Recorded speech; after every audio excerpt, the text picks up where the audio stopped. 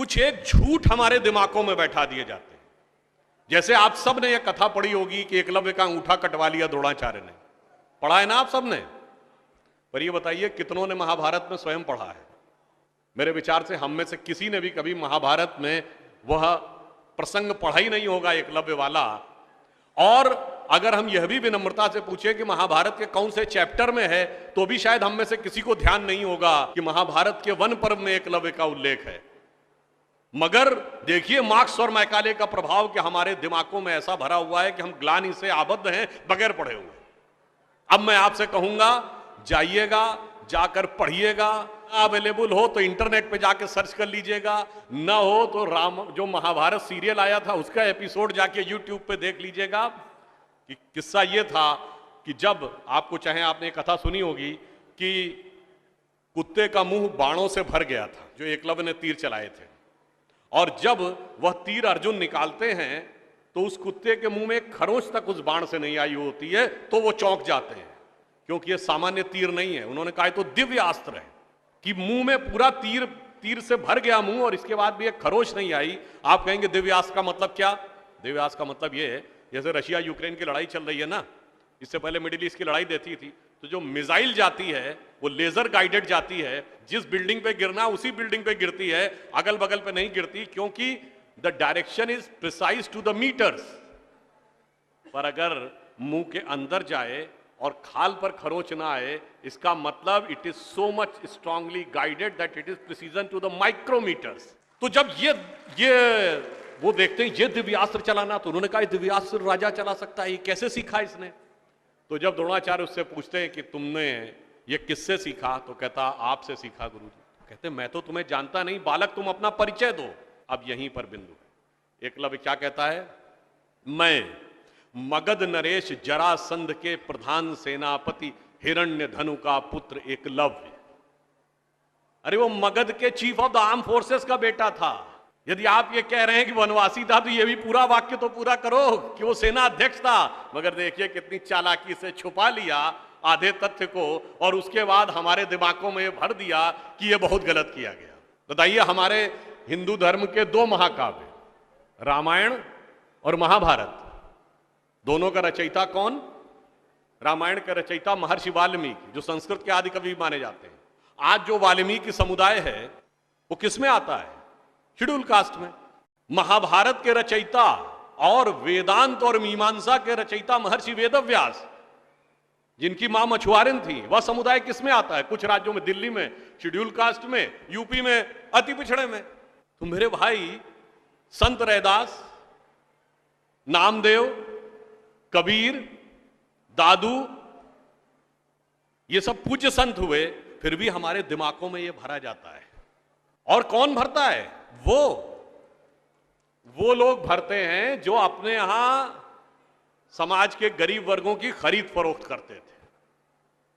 और आपको यह भी बात बता दूं, जब हम कभी अपने यहां कहते हैं फॉरेन ट्रेवलर्स ने दिखाओ क्या लिखा है, तो मैं यह बात आपसे कहता हूं, इसको भी जाके चेक कर लीजिएगा।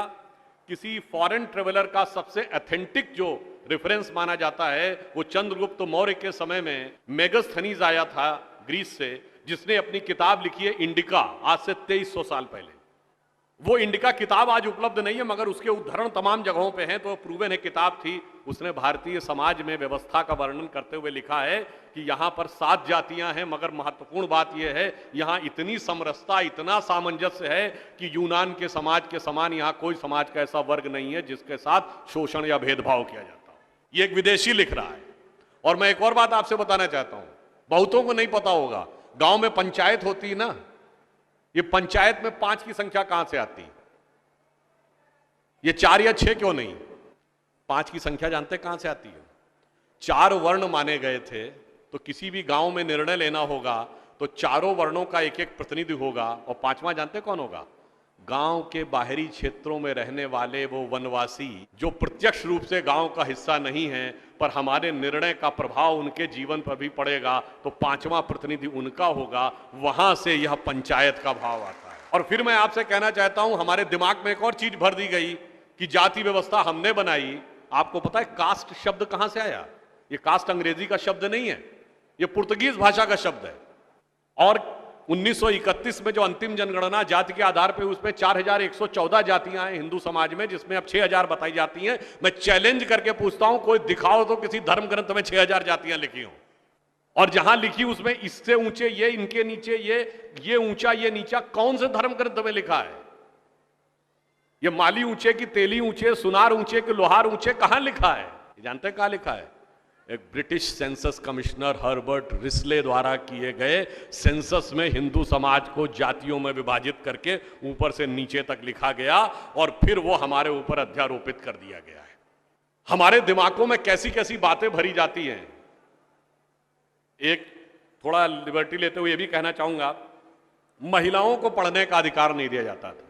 अब ये बताइए, हमारे यहां दिल्ली में लोगों को ध्यान नहीं होता है, आप लोगों ने मैत्री कॉलेज और गार्गी कॉलेज है ना, ये मैत्री और गार्गी कौन थी? ये वैदिक काल की 20-22 विदुषी स्त्रियों में से एक हैं। गार्गी ने ऋषि याज्ञवल्क्य के साथ शास्त्रार्थ किया। फिर मैं चैलेंज करके कहता हूं, दुनिया में कोई दूसरा धर्म संस्कृति बताइए जहां धर्म पे टिप्पणी करने का अधिकार किसी महिला को हो और किसी धर्म के ज्ञाता के साथ शास्त्रार्थ करने का अधिकार। फिर हमको समझाया जाता है कि हमारे यहां बराबरी नहीं थी। अरे आप सबको याद हो, सबसे प्रख्यात शास्त्रार्थ कौन सा है? आचार्य मंडन मिश्र और आदि शंकराचार्य के बीच में। दोनों के बीच में जो शास्त्रार्थ हुआ, उसका जज कौन था? आचार्य मंडन मिश्र की पत्नी उभय भारती। फिर मैं चैलेंज करके पूछता हूं, पहले दुनिया कोई धर्म बताइए जहां टिप्पणी करने का अधिकार स्त्रियों को हो और जज बनने का अधिकार हो डिस्कशन में। उसके बाद हमसे कहते हैं कि साहब बराबरी नहीं थी।